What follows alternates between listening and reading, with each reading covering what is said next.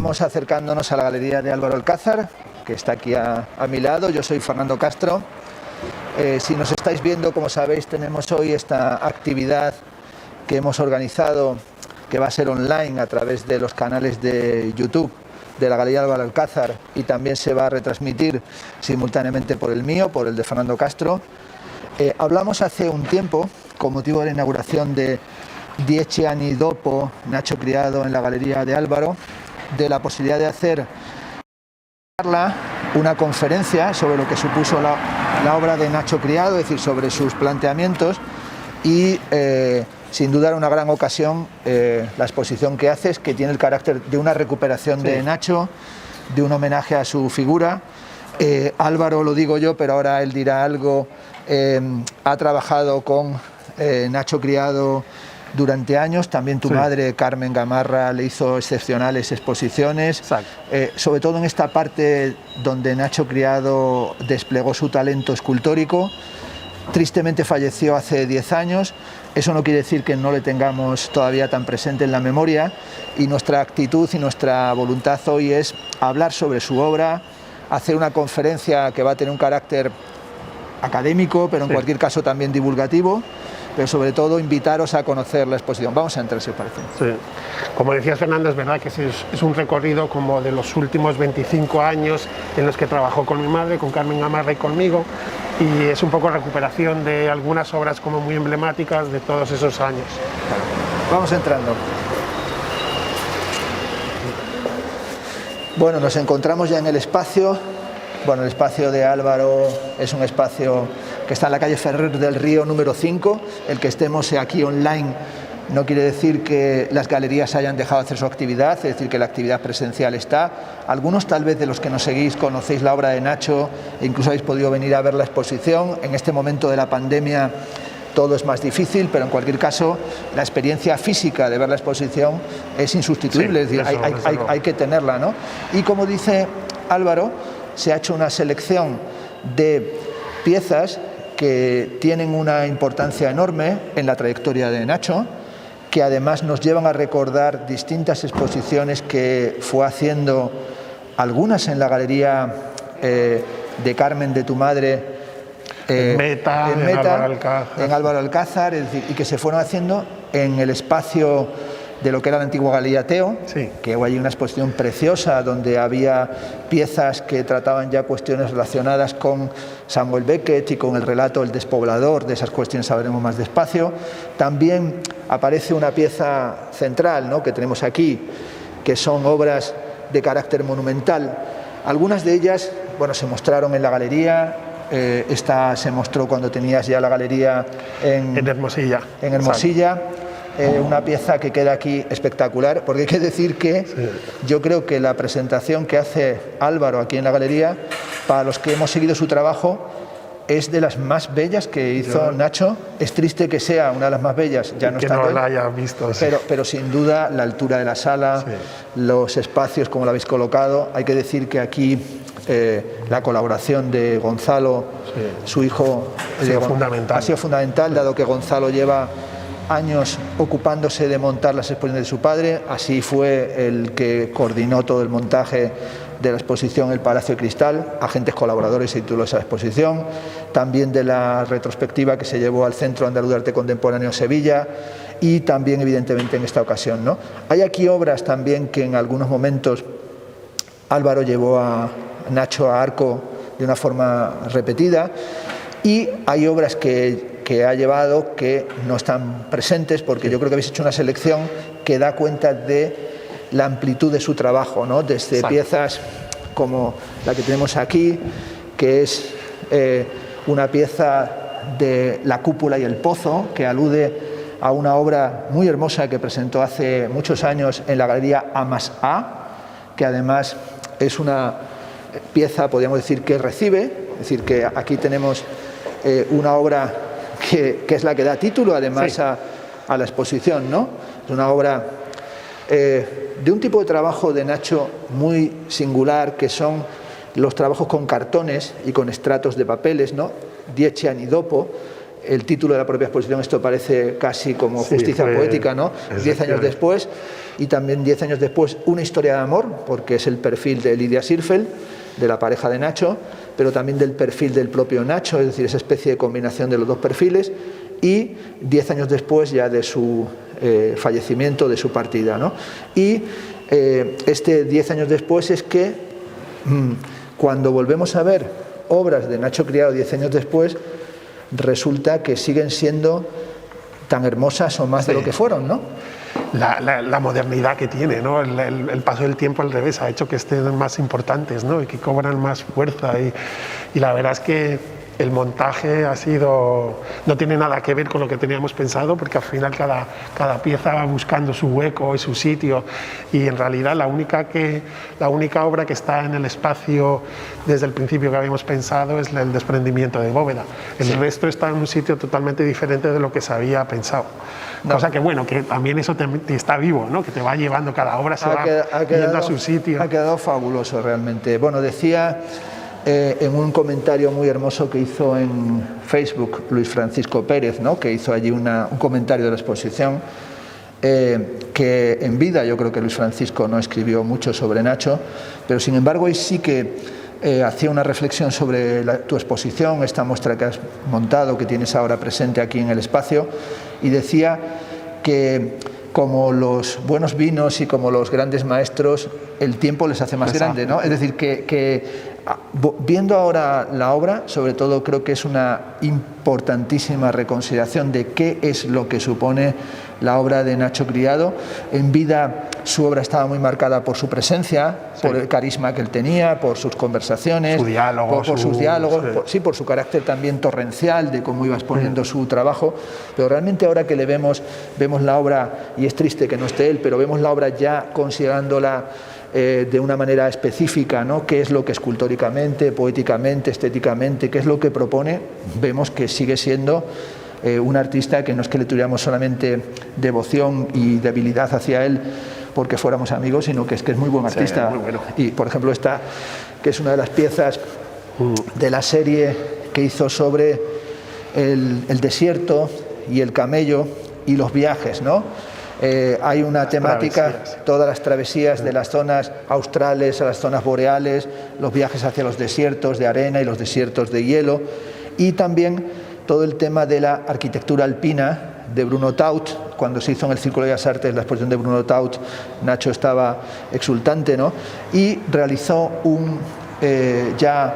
camello con cristal para la exposición en Amasá, que también luego se llevó a la Galería de Charpa en Valencia, querida amiga, también fallecida recientemente, y es una obra que está en la colección del Instituto Valenciano de Arte Moderno. Y esta pieza, que es posterior, donde están esos elementos también del metal, el cristal, el mármol, también revela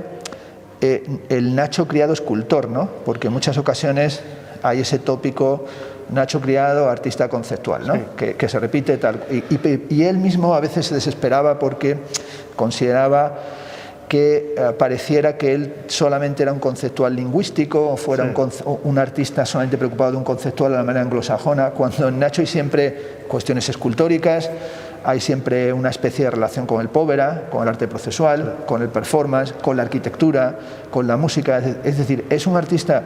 que parte y que es un referente de los pioneros del conceptual español, pero va más allá. Y de hecho esta exposición nos presenta a un artista que estaba en la madurez de sus recursos, es decir, que yo creo que estaba en el momento que tú estabas trabajando con él, en la fase yo creo que de máximo desarrollo de su capacidad, y se aprecia en la exposición, ¿no? La exposición es una belleza. Sí. Bueno, Fernando, qué lujo tenerte aquí. Nada, yo encantado. Claro, aquí tenemos la pequeña pieza, pequeña porque es una maqueta, es la maqueta hecha a posteriori del homenaje a Rothko de la exposición del año 1970 que hizo en la Galería Sen. Es una exposición crucial que hace Nacho, bueno, a partir de la admiración que él tenía por Rothko. En la obra de Nacho hay muchos homenajes hay muchos homenajes a artistas, hay homenajes a Bruno Taut, hay homenajes a Matthias Grunewald, aquí hay dibujos vinculados con el altar de Colmar, hay homenajes a Samuel Beckett, a Glenn Gould,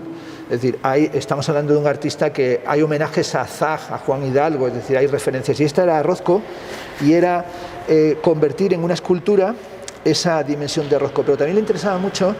el que en el artículo que leyó de la muerte de Rothko se aludía a que había fallecido en una situación como de abandono y hasta de miseria o que tardó en encontrarse el cadáver, y para él era la soledad radical de Rothko, la vida, el suicidio, el abandono, la obra radical en la que no se hacía ninguna concesión. Y cuando él hace esta exposición, que ahora el homenaje a Rothko es una pieza del Museo Patio Herreriano de Valladolid, y se ven las piezas que tiene el Reina Sofía de la primera época, no solo de este momento, sino las lonas, los marcos, las piezas de reflexión sobre el marco de la pintura previas al Nacho Criado conceptual, pues se aprecia que era un artista joven de una radicalidad absoluta. Es decir, que hoy en día vemos las obras en el museo, pero Nacho Criado contaba que él fue a ver a Tapies y que el propio Tapies le dijo que por ahí por donde iba Nacho no se iba a ningún sitio, que aquello era una situación muy complicada, ¿no? Bueno, no sé si os parece que, como llevamos unos minutos mostrando la exposición, bueno, en las vistas que estamos teniendo de también, bueno, esos dibujos precisamente del fondo están vinculados a unas piezas que hizo que eran como reflexiones de cordilleras, montañas, paisajes. Eso fue vinculado a la exposición de la galería del Centro de Arte Contemporáneo Cajaburgos, donde se hizo una maravillosa exposición. Algunas de las piezas con escaleras de tijera, me acuerdo, se llevaron a Joan Gaspar. Fíjate también, estamos hablando y parecerá hoy todo muy funerario. Juan de Muga ha fallecido ahora hace muy poquitos meses, pero esa era una exposición también de ese Nacho Criado dibujante, que tiene dibujos maravillosos, que yo recuerdo también como estando ya enfermo tenía cuadernitos y estaba dibujando, hasta dibujando gatos, ¿no? Y dibujaba. Y tiene piezas muy, muy sutiles, como puede ser también allí, que tenemos esa especie como de medio crucifixión, vinculadas también a las piezas de las escuadras, a las crucifixiones. Es decir, hay muchas obras de Nacho que la exposición yo creo que habéis dado en el punto que es mostrar la gran cantidad de lenguajes que manejó, materiales que utilizó, propósitos y dinámicas intelectuales que había, con la importancia que tiene siempre Nacho también la idea, la reflexión, la relación con filósofos, con poetas. Es decir, que Nacho, que tenía mucho de filosófico también y de indagador, ¿no? de persona entregada siempre al trabajo del concepto y de la idea, buscó constantemente compañeros de viaje, fuera en la época de los 70 con Simón Marchand, fuera más adelante la gran relación con Gloria Moure, fuera la relación con Tu madre y contigo, en el trabajo ya del galerismo, fuera la relación, por ejemplo, con Miguel Copón, que fue también crucial para todo el desarrollo de su obra, también evidentemente la relación con Félix Duque, que yo creo que fue el que mejor teorizó sobre su trabajo desde el campo de la filosofía, ¿no? Pero en realidad Félix empieza en los últimos años de vida de Nacho y Juan Barja cobran una gran relación de amistad y van haciendo todo un camino conjunto en el que además va alimentándose también Nacho de las consideraciones y reflexiones que está haciendo con Félix o con Remo Guidieri, que con Remo tuvo muchísima relación. Y yo creo que esa actitud de él de ir conversando, escuchando, asumiendo, posicionando su obra sin caer en la obviedad, porque es un artista ajeno al literalismo, ¿no? La obra está siempre marcada por una dimensión enigmática, por una condición poética, evitando siempre la cursilería, la frivolidad. Muy valiente, porque era así como era. Sí. Era divertido y al mismo tiempo tenía una cosa que era una mente, yo siempre lo digo, siempre volcada a la reflexión sobre el arte. Es decir, no viajamos mucho juntos durante años y tuvimos horas y horas, días y días, él era inagotable en la conversación. Y cuando quiero hacer memoria de momentos en los que habláramos de trivialidades, eran poquísimos. Es decir,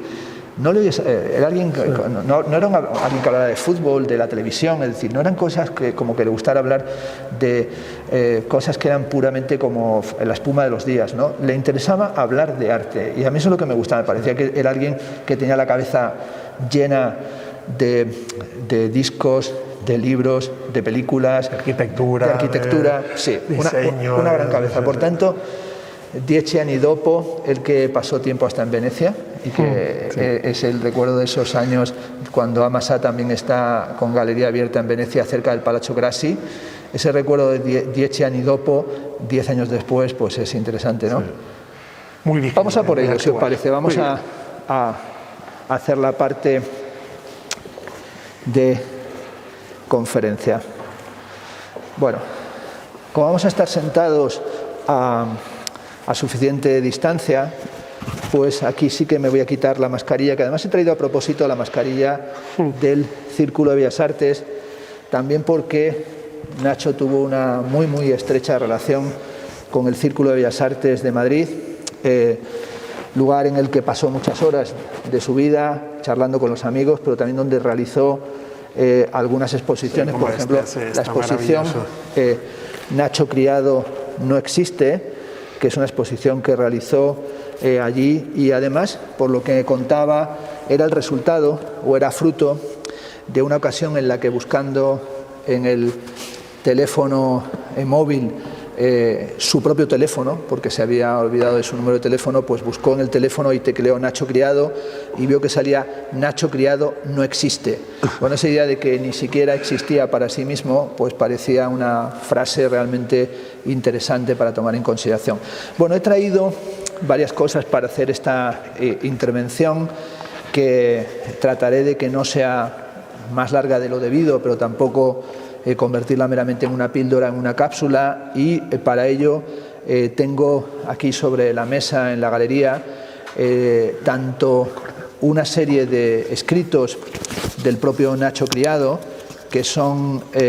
una serie de notas que escribió a lo largo de su vida y que van a formar parte de un libro que publicaremos, yo espero que en 3 meses o así, que lo hemos titulado Apuntes y otros sedimentos, que son escritos de Nacho Criado, algunos de los cuales, o la mayor parte de los cuales, ya los presentamos en el catálogo de la exposición que se hizo retrospectiva de Nacho Criado en el Museo Nacional Centro de Arte Reina Sofía, en el Palacio de Velázquez y en el Palacio de Cristal. Y también he traído algunas notas del homenaje que le hicimos a Nacho Criado en el propio museo, en compañía, entre otros, de Pepe Díaz Cuyás y Juan Manuel Bonet, hablando sobre lo que había supuesto su obra y también su trayectoria, su persona, nuestra relación con él. Y también he traído el texto que escribí para el catálogo del Reina Sofía, que se titula Tu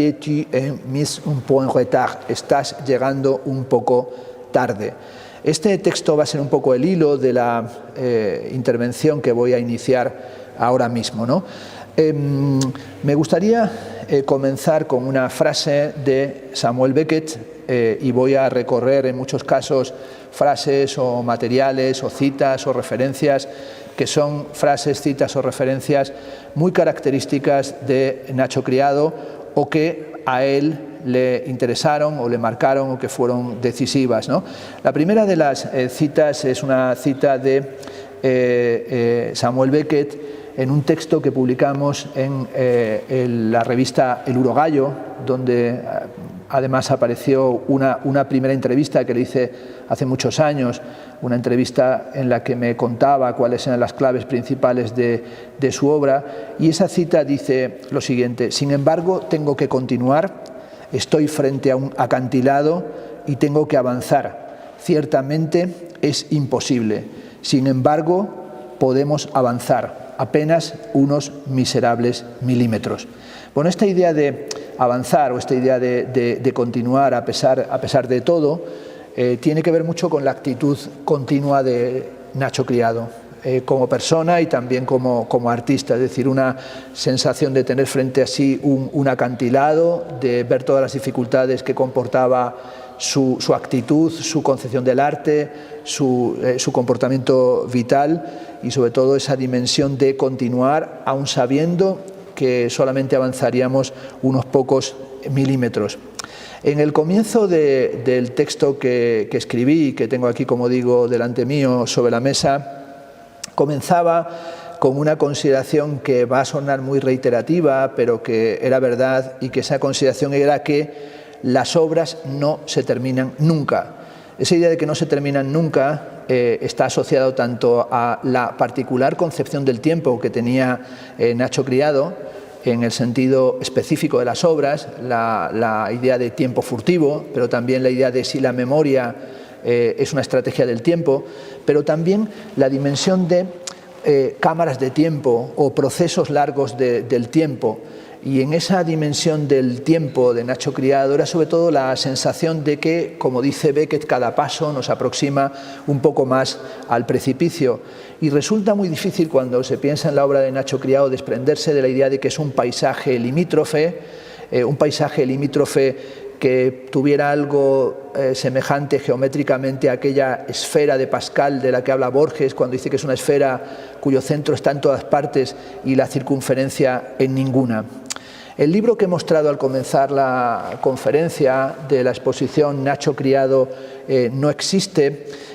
tiene que ver con la preocupación que Nacho tenía por la excentricidad, pero también por la geometría excéntrica o por los círculos excéntricos y también por las ruinas y los vestigios, por los elementos que tienen que ver con una transformación, pero también con esa fórmula latina de tempus edax rerum, el tiempo es la edad de las cosas. En una clave, en cierto sentido, cercana a la concepción del paisaje entrópico, al paisaje de la entropía de Robert Smithson, es decir, al tiempo geológico, Nacho Criado va a pensar que las obras son como ruinas o estratos sedimentarios, pero ruinas y estratos sedimentarios de la mente, como una especie de sedimentación mental. Sus planteamientos tenían que ver, más que con el objeto terminado o con el objeto pulido, con una dimensión procesual. Comprendía que el arte era fundamentalmente acción, algo que subrayaba cuando decía que para él la exposición decisiva o la exposición que marcaba la dinámica del arte de la segunda mitad del siglo XX era la actitud when actitudes became forms, cuando las actitudes se convierten en forma, que comisarió, como sabemos, Harald Seemann en la Kunsthalle de Basel de Berna en el año 1969. El destino de la estética, y no me voy a extender en ello, el destino de la estética contemporánea es un destino que tiene mucho de hermético y que conduce también hacia el nihilismo, y ahí podríamos recordar cómo Ernst Junger señaló que la dificultad de definir el nihilismo estriba en que es imposible que el espíritu pueda alcanzar una representación de la nada, aunque sabemos que supone una reducción absoluta, un movimiento hacia un punto cero. Dirá Junger que el cruce de la línea, el paso al punto cero, divide el espectáculo, indica el medio, pero no el final. Nacho Criado comienza su trayectoria como pintor, y además comienza su trayectoria como pintor con unas obras que se han ido recuperando fundamentalmente en los últimos años. Incluso algunas de ellas son todavía bastante olvidadas o bastante poco mostradas, que serían pinturas que hizo, por ejemplo, con hoja de lata, ¿no? Y esas pinturas de hoja de lata tienen que ver con el espacialismo y también con dimensiones posinformalistas, es decir, con cómo Nacho Criado se libera de la angustia de las influencias que produce el informalismo sobre su particular registro artístico y hace unas pinturas cortantes de hojas de lata que recuerdan en cierto sentido a Fontana, a Lucio Fontana, pero también incluso a Burri, y luego va a hacer una serie de pinturas con lonas y con telas, con lonas y telas que remitían también a elementos de la cultura andaluza y telas que enrollaba en torno a marcos, subrayando la potencia y la importancia del marco en la propia concepción de la pintura. Ahí se puede decir que Nacho se anticipa a todo el tipo de reflexiones que luego se volvieron cada vez más hegemónicas o ortodoxas sobre el papel del marco en la concepción del arte a partir de La Vérité en peinture, por ejemplo, de Jacques Derrida, a la idea de Parergon, pero cuando vemos las obras de Nacho preconceptuales o previas a lo que se llama genéricamente arte conceptual, tiene mucho que ver con la reflexión de si la pintura es lo de dentro o lo que enmarca el propio espacio de la pintura. Nacho Criado desde el principio presta una gran atención, por ejemplo, a Malevich y al suprematismo, como cualquier otro artista que haya tomado en cuenta lo que han supuesto las vanguardias, está bajo la sombra del cuadrado negro, pero se puede decir que él toma tanto de Malevich y del suprematismo cuanto de Marcel Duchamp, que fue una referencia continua en su obra. No solamente una referencia continua como algo que mencionara o que pretendiera emular, sino que en realidad él propone una defensa de Marcel Duchamp, pero no del Marcel Duchamp habitual del ready-made, es decir, no es Nacho Criado un artista afectado por ese síndrome que podríamos llamar la Duchampitis, ¿no?, de entender que colocar un objeto encima de un pedestal lo convierte necesaria e inevitablemente en una obra de arte, sino que Nacho Criado quiere hacer una defensa de Marcel Duchamp, reivindicando sobre todo el papel de las ideas y sobre todo lo que va a llamar Nacho Criado en tantas ocasiones la idea y su puesta en escena. Hay una larga conversación con Miguel Copón que se hizo bajo el amparo de David Pérez en la Universidad de Valencia, que se titula La idea y su puesta en escena, en la que Nacho entiende su trabajo no tanto como un trabajo conceptual cuanto una espacialización de las ideas, de forma tal que cuando hablabas con Nacho Criado, y esta es una parte que no quiero que sea solamente anecdótica, sino para conocer su metodología, Nacho decía que tenía las obras hechas y te podía explicar una cantidad enorme de obras hasta que comprendías que la obra no tenía la fisicidad que tú esperabas, sino que tenía la dimensión ideal, pero no de una idealidad platónica, sino de una idea que estaba materializada y que estaba perfectamente conformada y configurada, de forma tal que te podía describir y te podía exponer y presentar una idea y hacer que la idea cobrara su escenificación a partir de la caja de herramientas, ¿no? Es decir, a mí en una ocasión me describió una de sus obras. Yo creo que en realidad la obra que le tuvo obsesionado durante décadas, que se llama Pasaje en Piscis, y es una obra que describía explicando qué caja de herramientas se necesitaba para poder hacer la obra, y se tiró delante mío explicando durante unas 3 horas cuántas cosas necesitaban aquella caja de herramientas y cuál era toda la tornillería que implicaba el desarrollo de la obra. Una obra, y volveré sobre ello, por cierto, que era como gran parte del trabajo de Nacho Criado una historia de amor. Es decir, que en la obra de Nacho Criado está muy presente siempre lo que llamaríamos bartesianamente o a los Roland Barthes los fragmentos de un discurso amoroso o de un discurso enamorado, donde aparece el amor y el desamor, y esta exposición, de hecho, de Etienne y Dopo en la Galería de Álvaro Alcázar, es una historia de amor, es una historia de amor desde el propio título, pero también es una historia de amor con el galerista, con Carmen, con tu madre, una historia de amor en el sentido de amor y complicidad, de amor y trabajos desarrollados en el sentido profundo de la amistad, es decir, de la filía, ¿no? Y esa dimensión de la amistad atraviesa la obra y la atraviesa, como digo, en esa reivindicación que hace Nacho de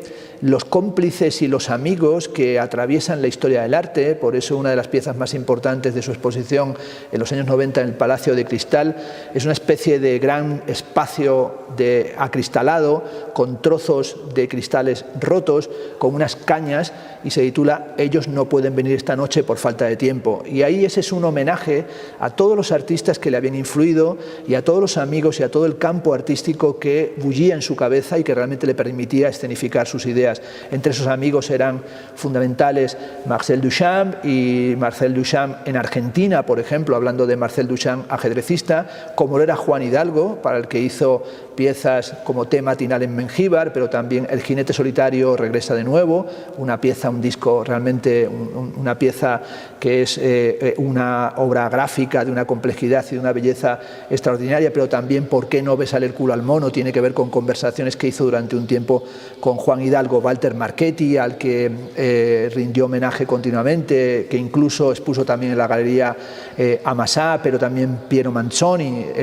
Hay un conjunto enorme de Oblink Palermo o Bruno Taut desde el campo de la arquitectura. Hay un montón de referencias que creo que son importantes recordar al comenzar a hablar de Nacho Criado. Nacho Criado tiene unos planteamientos estético-artísticos y me atrevo a decir también, lo reitero, filosóficos o de hondura teórica que tienen que ponerse siempre sobre la mesa cuando se habla de su obra, no para presentarlo como un artista pedantesco, ¿no? Pero sí como un artista erudito en el sentido más importante de la propia erudición. Incluso académico sin caer en academicismos, es decir, era alguien que seguramente aceptaría esa dimensión platónica de que aquí que no entre nadie que no sepa geometría, es decir, que él tenía sus exigencias y era una geometría del arte, era una geometría de las pasiones y era también una geometría que tenía que ver con una intensidad en la asunción de las propuestas artísticas que uno llevaba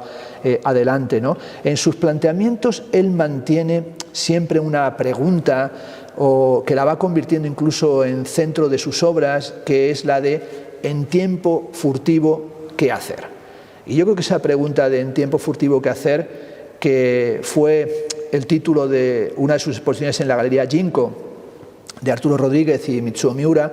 esa pregunta se mantiene hoy vigente, es decir, en tiempo furtivo, ¿qué hacer? Es decir, ahora mismo en tiempo de pandemia, ¿qué hacer? En tiempo de crisis, ¿qué hacer? En este momento del arte que nos encontramos, ¿qué hacer? Y yo creo que una de las mejores cosas que se puede hacer es lo que ha hecho Álvaro Alcázar, que es volver sobre un artista fundamental, es decir, volver sobre un artista fundamental para él, pero también en relación con lo que hacía su madre y él ya en relación con el trabajo de la propia madre, que es volver a estos artistas fundamentales, es decir, que son fundamentales, que no están con nosotros, pero que no tiene sentido que suceda lo que es costumbre en nuestro país,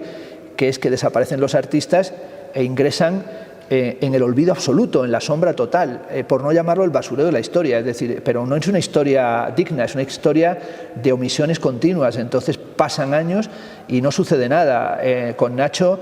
tenemos la ventaja, creo, de que no faltan amigos y admiradores de su obra que están en disposición, y yo también modestamente, de hacer ya no una defensa de Marcel Duchamp, no aquella pour la défense de Marcel Duchamp que hizo Nacho Criado, la exposición que le montamos en el Instituto Cabañas de Guadalajara, que luego también fue a la Mala Galería en Ljubljana, sino que aquí estamos los que hemos admirado y seguimos admirando todavía más la obra de Nacho Criado para hacer una defensa de Nacho Criado que se defiende solo, es decir, que la obra cuando la pone se defiende sola, pero que sí es bueno, me parece, evitar a veces esa especie de erosión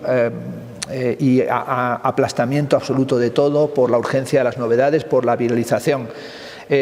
Nacho tuvo la ventaja de no vivir en la época de TikTok, a lo mejor hasta le podía haber hecho gracia el TikTok, pero bueno, evidentemente no era un artista de la viralización ni de la velocidad, era más bien un artista de la primera propuesta para el próximo milenio de Italo Calvino que decía lightness, levedad. Era un artista de la levedad, de la densidad que tiene toda levedad, ¿no? Y esa dimensión de levedad está presente en todas sus obras, a veces con una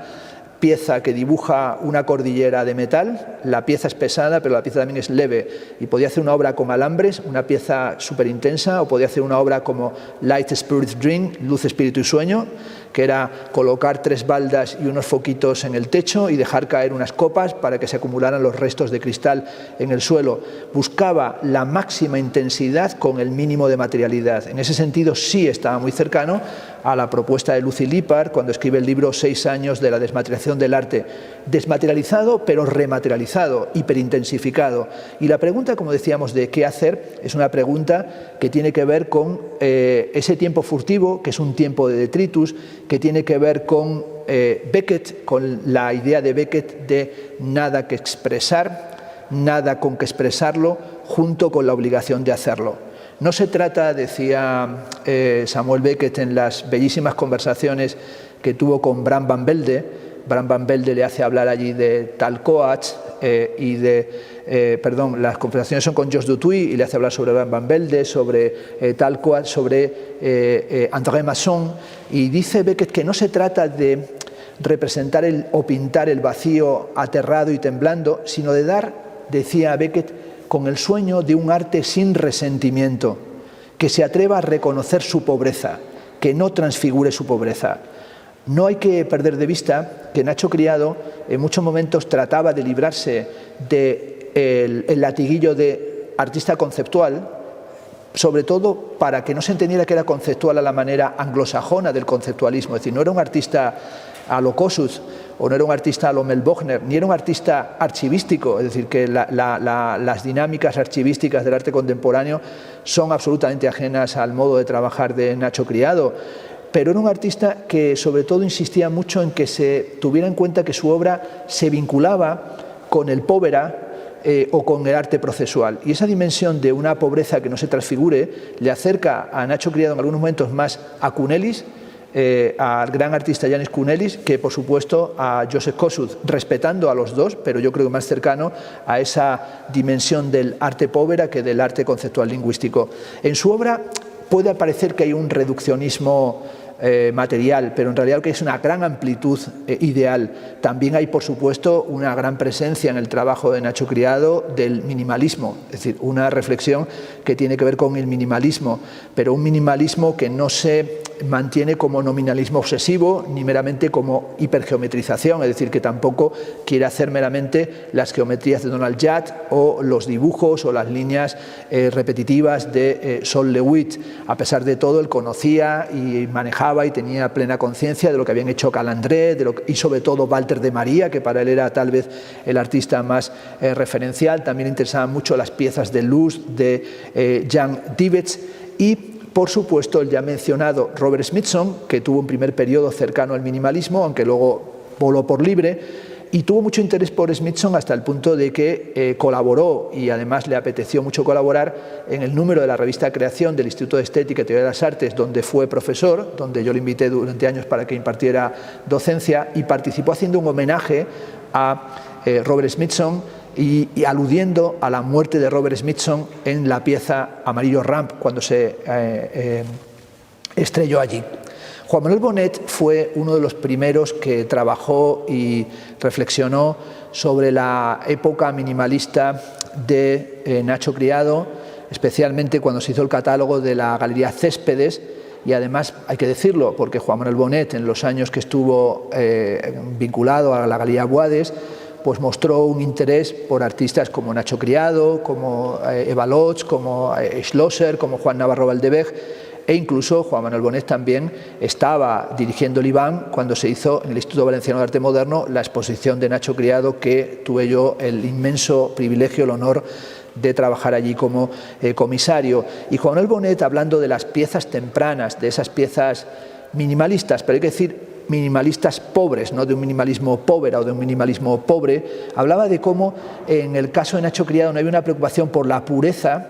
sino que había ni por la fábrica neutral, por la concepción neutral del povera, sino que había algo que tenía que ver también en cierto sentido con el objet trouvé, pero también diríamos con la etnografía, porque en Nacho Criado hay una gran preocupación por la etnografía o por la antropología y por la arqueología. De hecho, cuando ibas por, yo qué sé, con Nacho Criado el monumento a las ruinas a Córdoba, era capaz de explicarte la importancia que tenía para él todo el pasado histórico-arqueológico de lo que había sido Andalucía, atendiendo más a eso a veces que a factores contemporáneos. Es decir, que había un interés por su parte de hacer una especie de arqueología vinculada también al territorio, pero al territorio natal, y sobre todo la obsesión que tenía por ciertos aspectos de Mengíbar, y hay piezas suyas muy vinculadas al territorio de Mengíbar. Por ejemplo, hay una obra suya en la que vemos a Nacho introducirse o acercarse a lo que parece el curso de un río con poca agua, y en realidad está dando brazadas casi en el barro. Y ese momento en el que está como introduciéndose a través del barro, que son las piezas fotoperformativas o fotoperformance de Nacho Criado, recuerda al Joseph Beuys de Pantano, Joseph Beuys nadando en un pantano, y las piezas en relación con la naturaleza de Joseph Beuys, que también tenía una gran preocupación por la Naturphilosophie, pero también por la antropología y por Lévi-Strauss. Pero yo quiero decir que en el caso de Nacho Criado, hacer algún día una lectura antropológica o desde los puntos de vista de la antropología y de la relación con la naturaleza sería crucial. Creo, lo digo sinceramente, que todavía hoy hay muchos aspectos de la obra de Nacho Criado por estudiar. Hay muchas zonas todavía que tendríamos que desentrañar, incluso trabajar, si fuera posible, también sobre su biblioteca. en la que tenía libros que constantemente aparecía con ellos y te traía a veces auténticas maravillas de catálogos que tenía casi inencontrables y materiales y documentación que él tenía de la relación que él había tenido, por ejemplo, con la cultura y el arte de Italia a través de la revista Domus y Casabella, que para él habían sido fundamentales, igual que también sería interesante revisar dibujos, anotaciones, escritos, que seguramente tenía notas y escritos no publicados. Es decir, que hay muchas partes de la obra de Nacho que yo creo que están todavía por analizar, ¿no? Nacho Criado, que también, por ejemplo, tuvo una gran relación con la música en la línea Cage, y evidentemente ahí en los encuentros de Pamplona fueron decisivos a los que acudió el poder escuchar o el haber escuchado a Cage y haber estado también presente en los conciertos, en las piezas de música minimalista. Llorens Barber habla también en muchas ocasiones de la relación de Nacho Criado y la cercanía que tenía al aula de música contemporánea de la Universidad Complutense y cómo tenía esa cercanía con ese contexto, ¿no? También hay, por ejemplo, una obra crucial de Nacho Criado que se titula No es la voz que clama en el desierto, que realizó para el Círculo de las Artes y que fue la pieza central del Palacio de Velázquez en la retrospectiva, y sobre todo esa idea de no es la voz que clama en el desierto, aludiendo a el bautismo y al bautismo con arena, son parte de esa dimensión del vox clamantis in deserto, la voz que clama en el desierto, que son reflexiones que hizo continuamente sobre lo desértico, el camello, el nihilismo, la sublimidad. Por ejemplo, para Radio Televisión Española hizo una obra en el año 1994 que se titula la obra Cuadro a Cuadro, en la que aparece digitalmente una frontera y esa frontera se va convirtiendo luego en una constelación y van apareciendo los astros, y remite también a los signos del zodiaco, y Nacho Criado va haciendo ahí una mezcla entre ascensión hacia los astros y reflexión sobre el desierto. En cierto sentido es como aquello de Barbour, de que el arte está entre los astra y los mostra. Estaba hace poco, ayer mismo, hablando sobre el magnífico libro de Félix Duque, Figuras del Miedo, un libro excepcional publicado recientemente en Abada, en el que tiene un capítulo segundo dedicado a los monstruos, en el que podríamos decir que también en Nacho hay una pulsión de lo monstruoso, no literal, sino de lo monstruoso que late como alma del mundo o como alma musical del mundo, ¿no? Y esa dimensión se encuentra en Nacho Criado, que encontró para la exposición primera que hizo en Meta, encontró el camino para fijar gran parte de sus sesiones a través de la literatura de Samuel Beckett, ¿no? Presente también en esta exposición, ¿no? Es ahí donde él toma varios relatos muy cortos pero tremendos de Samuel Beckett para hacer una serie de esculturas, como sería el caso de El Despoblador, pero sobre todo Imaginación muerta imagina, en el que, por ejemplo, dice Beckett, también puede suceder, la experiencia lo demuestra, que caída y ascenso se interrumpan. El pozo que tenemos aquí en la galería, en el patio, es una alusión a las piezas del Despoblador de Beckett. El desprendimiento de las cúpulas o de las bóvedas es una alusión también a Samuel Beckett. Las piezas Espacio Desierto sobre las dunas aluden también a Samuel Beckett. En la exposición del Círculo de las Artes aparecían incluso fotografías del propio Samuel Beckett, en una relación que fue cada vez acentuando más, que era ir mezclando, por ejemplo, a la idea del fracaso, el famoso fracasa otra vez, fracasa mejor, de Samuel Beckett, con Glenn Gould y con el pianista Glenn Gould, y con la obsesión que fue tomando Nacho Criado con las variaciones Goldberg. Allí la silla de Glenn Gould, la mítica silla de Glenn Gould, la posición que él tomaba al tocar el piano, la música para el insomnio de las variaciones Goldberg se volvieron tan obsesivas que, de hecho, como anécdota hay que decir que es la música que se escuchó en el último momento, ¿verdad?, en el propio funeral de Nacho Criado, ¿no? La obra de Nacho tiene también mucho que ver con cómo procedía y cuál era el proceso, y cuál era un proceso en el que era fundamental poner en cuestión la idea de subjetividad creadora, es decir, la idea de una expresión o de una expresividad o de una concepción expresiva del artista. Nacho Criado está en todo momento buscando cómo poner en cuestión un narcisismo o un egotismo, un egoísmo monumental que tenía que ver con una pulsión que dice al final solamente yo y que conduce a una especie de ombliguismo, ¿no? Y eso le llevó a desplegar toda la cuestión de los agentes colaboradores, que es el título de hecho de la exposición retrospectiva del Reina Sofía, y en esa dimensión de los agentes colaboradores él fue buscando procesos que modificaran la obra a lo largo del tiempo. Por ejemplo, la pieza Indigestión, que hizo entre el 73 y 76, que son unas termitas que devoran unas revistas de arte. Por cierto, para añadir un poco de mínimo toque de humor, aquí es muy curioso porque puso aquellos tacos de la revista aquella de arte, de cuyo nombre no quiero acordarme porque él mismo decía que era muy mala, y permitió que se la fueran comiendo las termitas. Y luego ya abrió, después de esos 3 años de consumo de la revista de arte, bueno, de críticos de arte, de los cuales muchos de ellos me decía Nacho que eran casposos e indocumentados a nivel absoluto, y al abrirlo se dio cuenta de que uno de los nombres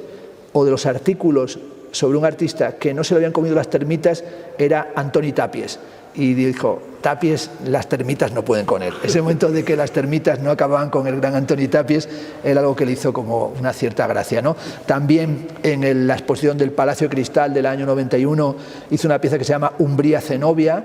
que la hizo colocando hongos entre cristales, pero también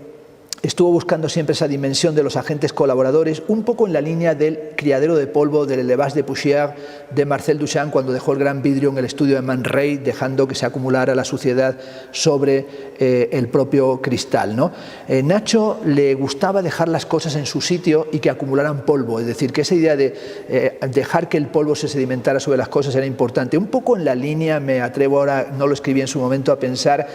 del elogio de la sombra de Yoshimuro Tanizaki, cuando Tanizaki dice que hay alguna criada japonesa a la que le han reñido por limpiar o bruñir las piezas de plata, y que a veces esa cobertura de polvo sobre plata, esa dimensión del tiempo es fundamental, y que si se quita se arruina la posibilidad de la belleza. Nacho tiene, y voy a ir avanzando rápido, una suerte de dimensión, diríamos, de nomadismo y sedentarismo erosivo. Es decir, su obra trata del viaje, trata en muchos momentos sobre el viaje desde las regiones cálidas hasta las zonas desérticas, el viaje del desierto, el viaje del camello, el trayecto del nihilismo, pero en el fondo su obra tiene algo de sedentarismo. Es decir, la actitud de Nacho era la actitud de un caminante, y en los años de Cuenca va a hacer una serie de piezas que son piezas de artista caminante, un poco en diálogo, a su manera, con lo que serían artistas caminantes como el gran Richard Long o como Hamish Fulton, o también artistas relacionados con la naturaleza con los que has trabajado, ¿verdad, Álvaro? Como sería el caso de David Nash, ¿no? Otro grandísimo artista de la relación con la naturaleza. Recordemos Blue Fleshtin, ¿no? Allí David Nash entrando en el bosque con tijeras de podar y haciendo piezas directamente, que era podar los árboles para crear piezas como la cúpula del milenio, ¿no? Que son obras que es un trabajo del tiempo, ¿no? Pero Nacho hace unos paseos que le llevan hacia la experiencia del vértigo o la visión del vacío, pero sobre todo un caminar y un ponerse en camino que nos habla de la importancia de las huellas, ¿no? De un arte que tiene que ver con las huellas, pero también del paseo como el dejar pasar. Y también el paseo como elegir un camino sin que sea tan importante el destino. Es decir, poco importa eso, porque Nacho va a repetir una frase que yo la estoy diciendo desde hace 10 años, y es que dijo que entre la partida y la llegada la única aventura posible es el naufragio. Bueno, esta frase, que es buenísima, sencillamente en muchas ocasiones la pronuncio al terminar una conferencia y la menciono que es de Nacho y le rindo homenaje y otra vez siempre tengo en mi memoria, pero luego añado, y Nacho no tenía razón, en el sentido de, igual que hay amigos, ya no existe la amistad, de Aristóteles, digo, y Aristóteles no tenía la razón. Bueno, pues esta frase de entre la partida y la llegada la única aventura posible es el naufragio, hoy tengo que decir que tenía toda la razón, en el sentido de que aunque la única aventura sea el naufragio, eso no nos tiene que quitar las ganas de navegar. Es decir, eso no nos tiene que quitar la energía e incluso el delirio, la locura, el exorbitarnos, la necesidad de volver a emprender el viaje. Es decir, que porque sepamos que la única aventura posible es el naufragio, eso no nos tiene que quitar la fuerza para volver a intentarlo otra vez. Es decir, el naufraga otra vez, naufraga mejor en vez de fracasa otra vez, es que hay que buscar otra vez el viaje como un viaje, tal vez incluso de Splenic Travelers, de viajeros melancólicos, pero saber que hay que crear, como pretendió Nacho, un paisaje de los acontecimientos, un paisaje en el que tenemos al Bruno Taut desértico, tenemos las escuadras, ¿no? Álvaro ha tenido que presentar, y eso sí es un gesto poderoso del artista, pero también del galerista, porque cuando vas a una feria de arco y presentas unas escuadras de hierro que son del tamaño de una pared, y presentas eso en una pared de arco y tienes unas escuadras así, es poderoso el gesto del artista, pero también es poderoso el gesto del galerista. Es decir, ahí los dos iban al naufragio, pero de cabeza. Es decir, realmente es de esos momentos en los que tú entras y dices, wow, estos dos tipos están en unas condiciones más preocupantes que los de la balsa de la Medusa de Jericó. Es decir, están aquí con una cosa muy pesada de estas grandes escuadras, pero sobre todo esas escuadras son fundamentales en Nacho, porque esas escuadras, cuando uno lo pone ahí, ¿qué son? Son depósitos del conocimiento, hablan de la inmaterialidad, remiten a ellos no pueden venir esta noche, porque como dice Nacho, construimos grandes estructuras capaces de sostenerlo todo, pero lo que no somos capaces de es soportarnos a nosotros mismos, es decir, lo difícil es soportarnos a nosotros mismos. Esas escuadras eran autorretratos del propio Nacho Criado tratando de sostenerse y soportarse, porque esa obra trata de lo que nos presiona y trata de la angustia, porque la angustia y la ruina son el propio proceso del tiempo, y dirá Nacho con una enorme brillantez, son la gran preparación para nada. Esta idea de gran preparación para nada. Esa dimensión de la escuadra y de las escuadras, yo creo que sobre todo es un elemento central en Nacho Criado, como la famosa pieza nada que apoyar, nada que objetar, nada que soportar, es decir, que es un gesto de fuerza, un gesto de lasitud y un gesto de entrega con las manos. Es también que tenemos las baldas, pero no tenemos las estanterías. Y ese momento en el que tenemos que poner las estanterías es que nosotros tenemos que colocar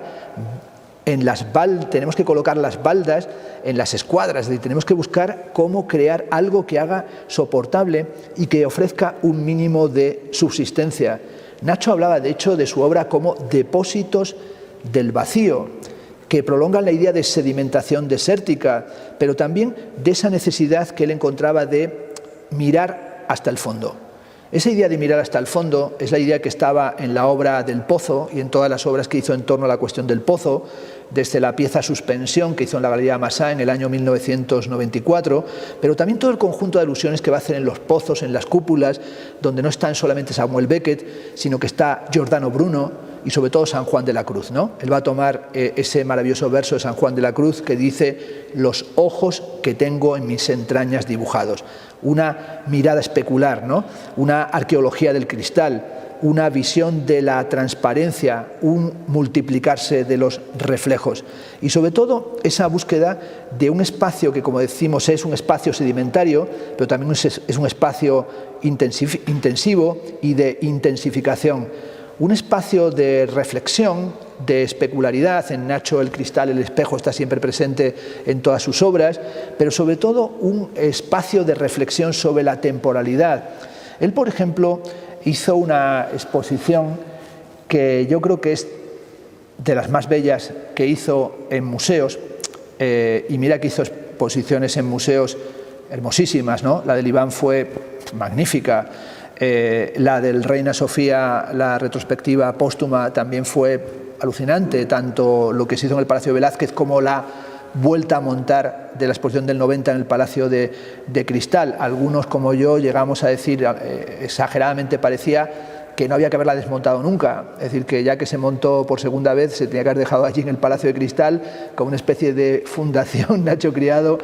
porque era el Palacio de Cristal. Para Nacho Criado no era hacer una exposición en el Palacio de Cristal, el Palacio de Cristal era una obra suya. Lo hizo en 3 ocasiones y en una la llenó de hojas, en otra hizo las piezas de agua y cristal y luego, después de fallecido, vuelve a hacerse piezas de agua y cristal. Y yo creo que cada vez que vamos al Palacio de Cristal y entramos, miramos el palacio y pensamos pensamos, Nacho está aquí porque esta obra es de Nacho Criado, es decir, esa obra de ese invernadero, pero también esa obra de cristal y de agua y que traga agua continuamente el propio palacio. Pero como digo, una de las más bellas fue la que hizo en el año 97 en el CEGAC, en el Centro Galego de Arte Contemporánea, en Santiago de Compostela, que se tituló En tiempo furtivo, piezas desde la mesita de noche. Es una pena porque nunca llegó a publicarse el catálogo de esa exposición. Las fotos de esa exposición prácticamente no se reproducen nunca, es decir, no hay apenas documentación de las obras que hizo allí, que hizo con teodolitos, con unos teodolitos y con unos paisajes furtivos. Es una exposición realmente, yo fui el comisario, pero creo que quien viera esa exposición sabe que es un sueño, es decir, es una ensoñación, donde estaba además la fotografía de Nacho Criado moviéndose en la cama como una versión de El Cristo Muerto de Manteña, y esa pieza que es tremenda con los dos relojes de mesita de noche en los laterales, es una obra verdaderamente fantástica, ¿no? Que está también,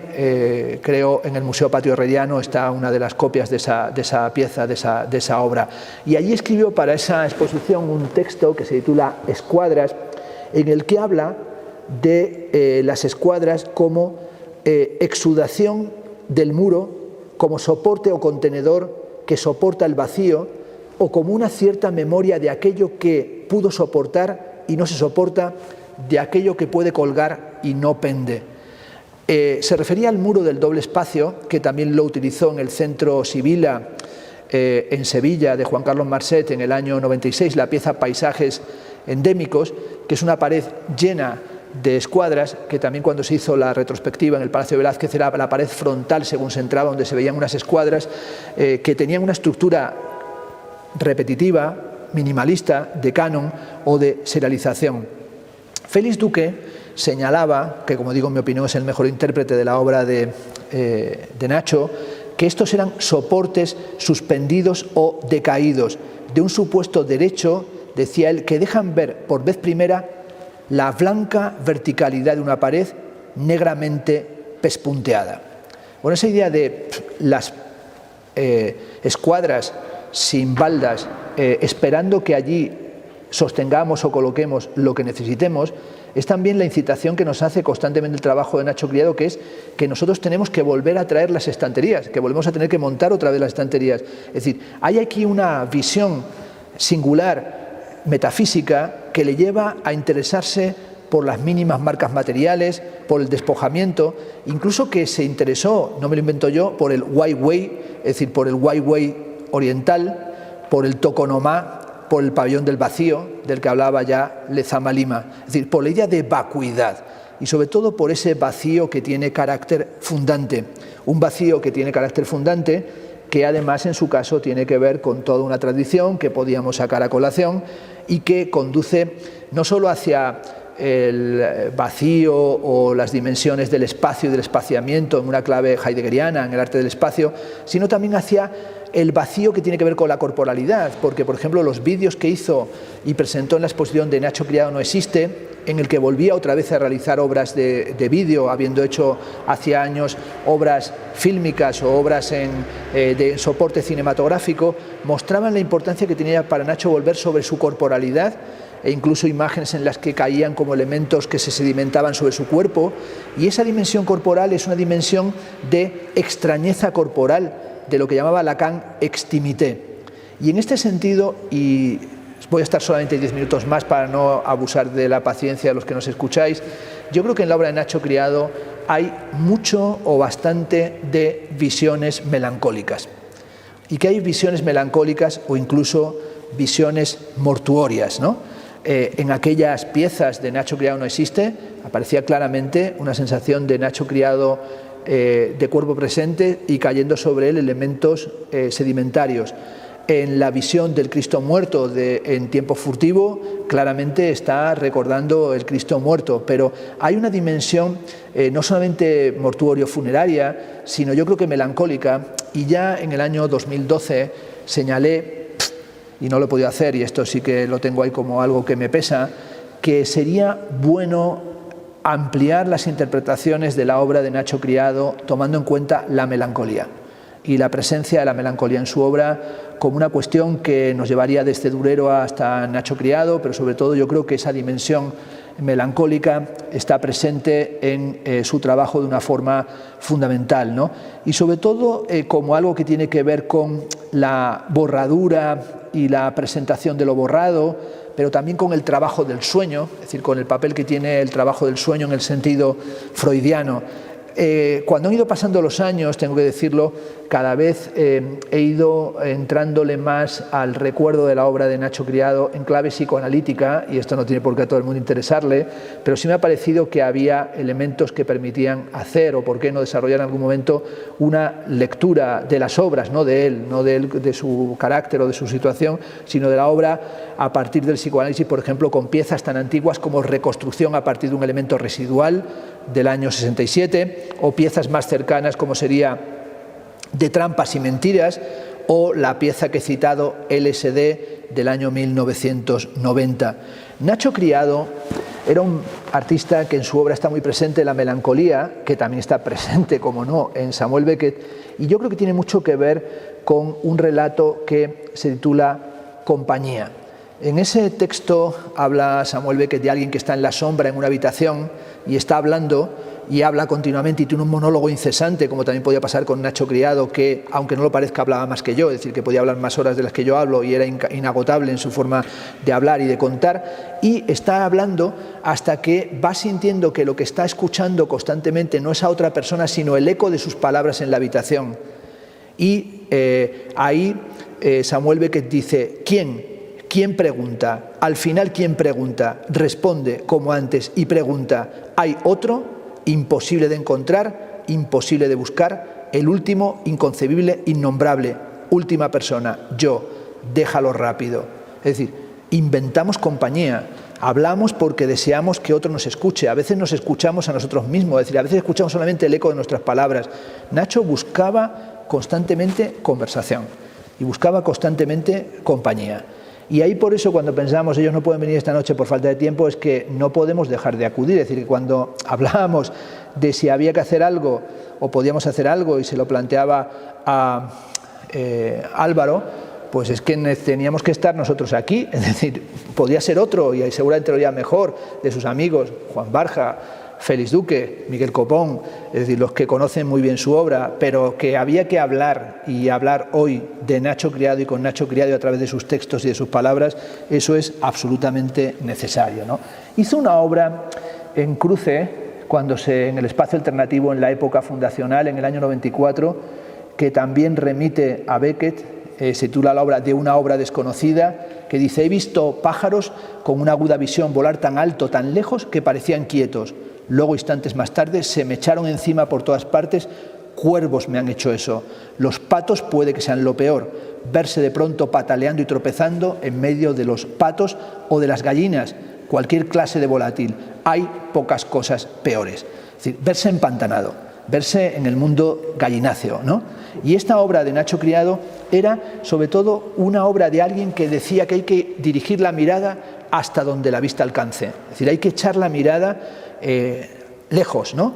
Pero echarla lejos es echarla hacia el espacio del despoblador, es echarla hacia un mundo piranesiano, es decir, a un mundo de las Carcheri piranesianas, a un mundo despoblado, porque ese mundo despoblado es nuestra propia cabeza, es decir, es una dimensión desértica de nuestra cabeza, es una dimensión que tiene que ver con el insomnio, con la obsesión, con la melancolía, con las variaciones Goldberg, con el tiempo residual. Nacho Criado fue, lo digo en todos los sentidos, un artista fronterizo, porque es un artista que cuanto más lo vemos, más nos damos cuenta del carácter caleidoscópico y múltiple de su obra. Esculturas, dibujos, pinturas, maquetas, obra pública, conversaciones que nos quedaron. Es decir, que en toda su obra podemos decir que hay una cantidad de elementos y de factores que tienen que ver con esa dimensión fronteriza, pero también con el autorretrato de él como el camello, no el yonki, el camello, ¿no? El camello que soporta el desierto, el animal de la constancia, pero también el de la duda, ¿no? El que es capaz de atravesar el desierto. Y sobre todo aquel que al final, buscando su teléfono, aparece el no existe, es decir, que resulta que no existía. Aquí también hay que decir, se equivocaba, existía y vaya que sí existía, y lo más importante es que sigue existiendo, ¿no? Y sobre todo porque Nacho Criado no fue solamente un artista que viniera a proponernos algo así como una metafísica de la ausencia. Si hubiese sido así, pues habría sido un triste destino, sino alguien que creó un arte de la desposesión, un arte de la demora. Por eso le gustaba tanto el gran vidrio, retardo en vidrio, es decir, de la demora, que mira y se aproxima al abismo, que se aproxima al meridiano inquietante, a lo extraño, a lo turbulento, a lo siniestro, en el sentido del meridiano de Paul Celan. Pero sobre todo es hasta alguien que supo que no hay otra cosa que el seguro azar, es decir, que era un artista como Duchamp del azar. Hay un poema inmenso de Mallarmé en el que nos recuerda que nada es sino lo que es. Parece una perogrullada, pero sobre todo es algo que tenemos que saber, nada es sino lo que es. Bueno, me gustaría terminar diciendo que no hay nada que temer y que lo que nos separa de lo último es en alguna medida lo infinito. Hay un momento para pensar en Nacho Criado como el artista de lo sublime, en el sentido filosófico, esto es, que suceda algo y no más bien la nada. Conviene tener presente que cuando nos aproximamos a la fantasía se puede producir el borramiento o se puede producir incluso la afanisis, un borramiento que tiene que ver con lo desértico, con la ruina, con el silencio. Nacho Criado fue el artista del territorio mental, es decir, de su gran territorio es la mente, pero sobre todo es un territorio mental que no es meramente que nos hayamos quedado con wishful thinking, ¿no? Como un pensamiento quimérico, sino que resulta que era un artista de la mente que nos dejaba su tremenda rotundidad escultórica y artística, porque cuando uno entra aquí en la galería, pues yo creo que tiene que remover sus prejuicios, ¿no? De un artista conceptual, un artista lingüístico, no, un artista con unas formas que, aunque no tengamos ahora, que nos encantaría tener más eso casi que las obras, su presencia y su conversación, es un artista de la mente, como una mente que configura, ¿no? Y su poética resulta que era muy paradójica, porque pareciera una poética del no hacer. Yo recuerdo que me dijo muchas veces, en el fondo no hay que repletar el mundo de cosas, y a veces la mejor forma de ser artista es no hacer arte, y en muchos momentos pareciera que Nacho se resistía a hacer obras, era un artista, hoy lo llamarían, con esta pedantería suma, del post-estudio, ¿no? Bueno, del después del estudio, que no tenía estudio. Bueno, que no tenía estudio y que además yo nunca fui al estudio de Nacho Criado porque tenía todos los estudios del mundo, es decir, pero no los estudios, es decir, para él tenía el estudio más enorme que ha tenido ningún artista. Mira que he visitado estudios gigantescos, que era la mente mnemotécnica y la mnemotecnia mental, es decir, él tenía la mente y como un gran estudio que era la mente de Quintiliano, es decir, él tenía ahí en la mente el arte de la memoria recombinatoria, por tanto él era capaz de tener en la mente, cuando decían es que no va a trabajar el estudio, yo no creo que haya nadie que haya ido más veces a trabajar el estudio, si el estudio es tu mente y estás todo el rato, dale que te dale a tu cabeza, pues imagínate el estudio que tienes formado, ¿no? Pero un artista del no hacer, no solamente en el sentido duchampiano, sino en el sentido de Barleby, de Melville, ¿no? El I would prefer not to, preferiría no hacerlo. Es decir, a él le gustaba mucho esa idea de que Duchamp le dijo a Pierre Cavin que él se dedicaba a respirar, que era un artista de la respiración. No es meramente el nihilismo, sino que es una productiva, podríamos decir, inacción, un movimiento que es, en el fondo, el movimiento conceptual más intenso, el movimiento de la mente. Nacho Criado disfrutaba, y con eso quiero terminar, muchísimo con algunos gestos, y de hecho tenía algo en algunas ocasiones hasta de ceremonial, de que había que hacer las cosas de una cierta forma, y una de las cosas que más le gustaba era el ritual del brindis, ¿no? Y del brindar, y ahí está toda la serie de por qué no besar el culo al mono, pero aprendió, por lo que recuerdo en Eslovenia, que no es bueno al servir inclinar la botella así hacia este lado,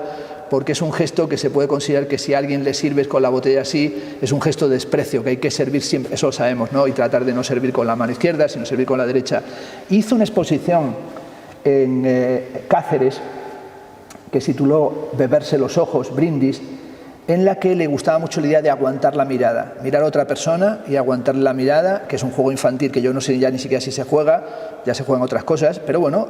mirabas a otra persona y si le mirabas y se echaba a reír o bajaba la mirada, deponía la mirada, tú le ganabas, ¿no? Es un juego que no sé cómo nos parecía entretenido, pero, porque es un rollo, pero bueno, esa cosa de mirarle a otro a los ojos es una cosa importante y en el fondo mirar a otro a los ojos es difícil, es decir, no es fácil mirar a los ojos. Es decir, nosotros ahora nos miramos a través de estas secuencias que estamos grabando aquí en YouTube o nos veréis a través de vuestro ordenador o vuestro teléfono móvil o como sea, pero no estamos mirando en ojos. Yo estoy mirando ahora una cámara o estoy mirando aquí el ordenador y estoy viendo frente a mí a los amigos aquí, Álvaro y los amigos en la galería, pero no nos estamos mirando a los ojos. Para Nacho era muy importante ese momento del brindis y al brindar mirarse a los ojos, ¿verdad? Y si al brindar no te mirabas a los ojos era que no estabas brindando, ¿no? Era una obra, Beberse los ojos, beberse y verse, con V y con V, que hablaba de la sed de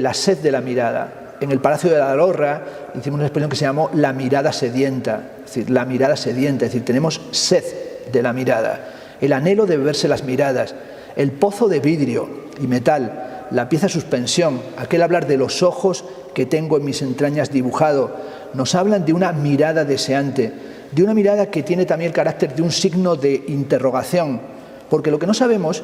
y esta es la conclusión de Dieciani Dopo, es si es demasiado pronto o es demasiado tarde. Es decir, si el resto, como decía Ángel González García, gran amigo de Nacho Criado, y también que escribió textos hermosísimos sobre él, también tristemente fallecido ya hace años, tal vez uno de los más brillantes historiadores del arte que hubo en este país y que todavía le seguimos recordando, ¿no? Pues esta idea de no sabemos si es demasiado tarde o demasiado pronto es algo con lo que me gustaría terminar, porque con Nacho siempre tenías la duda de a qué hora llegaría. A lo mejor parece que volvemos sobre una anécdota demasiado conocida, pero se tomaba su tiempo. Y su tiempo no era de este mundo, es decir, era un tiempo que no correspondía con el tiempo cronométrico, no digo que fuera iónico, pero que era otra temporalidad, eso no cabe ninguna duda. Por eso titulé el texto que he utilizado como esquema para esta intervención, esta frase de Jacques Lacan. Resulta que al final de su instancia de la letra, es un texto de Lacan, Lacan escribe una secuencia muy rara de letras, escribe T mayúscula, T minúscula, I, E, M, U, P, T. Durante mucho tiempo la gente se preguntó qué significaba eso y nadie sabía qué era lo que estaba encriptado en ese conjunto de letras. Se sabe ahora ya lo que quería decir, pero no se sabía en su momento. Y se sabe porque se lo preguntó su yerno, Jacques Alain Miller, lo cuenta en Vida de Lacan. Yo escribí el texto para el catálogo del Reina Sofía mientras terminaba de leer La vida de Lacan de Jacques Alain Miller y encontré aquí el título para el texto, ¿no? Resulta que después de muchos años de duda, de no saber lo que significaba y que Lacan no lo revelara nunca, Miller finalmente se atrevió a preguntárselo y dice que le miró con ojos casi de desprecio Lacan a Miller y le dice: ¿no lo has comprendido? Como diciendo, tanto tiempo ya no lo has entendido, y después, con un hilo de voz, dijo, tu t'y es mis un peu en tard. Es decir, te has puesto a la obra un poco tarde. Bueno, esta cosa de te has puesto a la obra un poco tarde, quiero sencillamente decir que tengo la impresión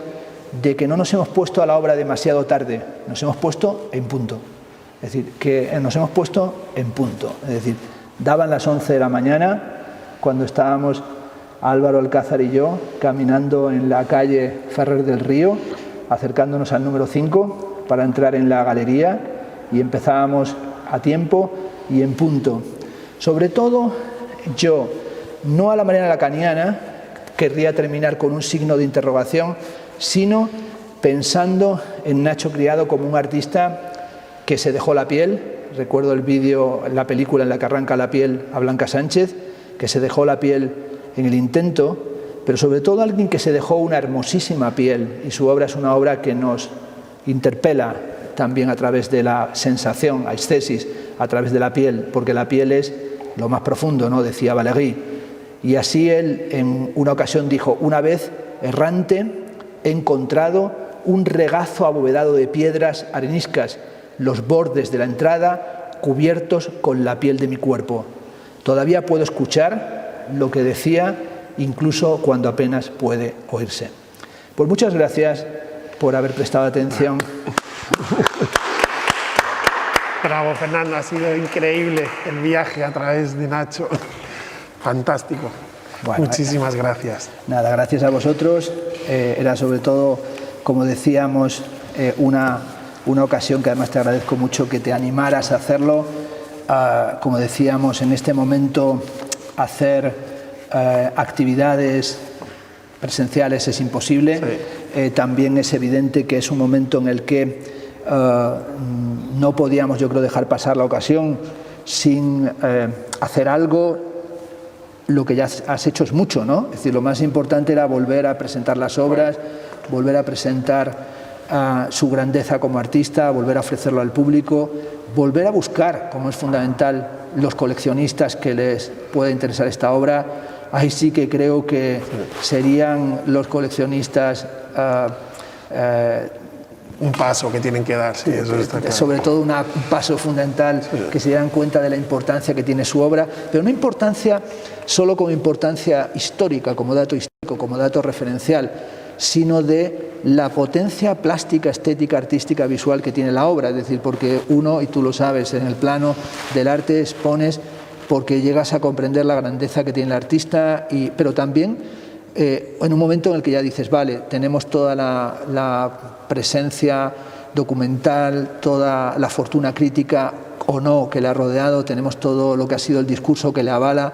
pero luego hay otro momento en el que ya no solamente ese discurso, es qué efectos estéticos genera esa obra, qué es lo que puede aportar a la vida de alguien. Yo, por ejemplo, tengo me hubiese gustado tener mucha obra de Nacho, pero realmente fue siempre un desastre, porque aunque en algunas ocasiones le quise comprar cosas, pues resulta que no me las quería ni vender, pero bueno, así es la vida. Pero tengo una obra que compré sin que él lo supiera, que luego se enfadó, y otra que él me regaló, miento, una que compré y otra que conseguí de una forma que contaré. Resulta que la que compré fue Las 5 piezas orientales, que es una gráfica preciosa que se editó en una carpeta muy bonita en Jingo, y esa pieza la tengo en mi biblioteca de Vegas de Matute, y todos los días cuando escribo está ahí enfrente mío y ahí está. La otra es una obra que se llama Mapas para la destrucción del mundo, que es un grabado que fue la forma en la que me pagaron. Me ofrecieron pagarme en dinero con una obra, y viendo que tenían una obra allí de Nacho Criado de gráfica, fue esa. Y la tercera es una obra que es de él con Juan Hidalgo, que está en mi casa, que la veo todos los días también cuando estoy escribiendo, que se llama Té matinal en Mengíbar, que salen él y Juan Hidalgo, los dos tomándose un té. Esa es maravillosa, porque salen dos amigos tan queridos y los tengo ahí a los dos. Pero sí creo que, por ejemplo, son obras las de Nacho, algunas son claramente de museo o para fundaciones, pero otras son obras que te pueden acompañar, sobre todo porque te están constantemente aportando. Es decir, son obras que a medida incluso que vas estudiando su obra y que vas entrando en ella, no dejan de aportarte, es decir, que tienen esa dimensión, ¿no? Y ya digo, yo creo que es un artista que pasa el tiempo, pasan 10 años, ahí está lo de Gardel, ¿no? Que 20 años son nada, ¿no? Bien, pero aquí están los 10 años de Nacho hacia atrás de su relación con Lidia, ¿no? Que es 10 anni dopo, los 10 para acá, es decir, que hay aquí una experiencia del tiempo, que yo creo que es una experiencia también emocional y cariñosa y cómplice y amistosa y de grandes pasiones que atraviesan el tiempo, que hacen que sean esos artistas, como hablábamos antes de empezar, de Eduardo Arroyo,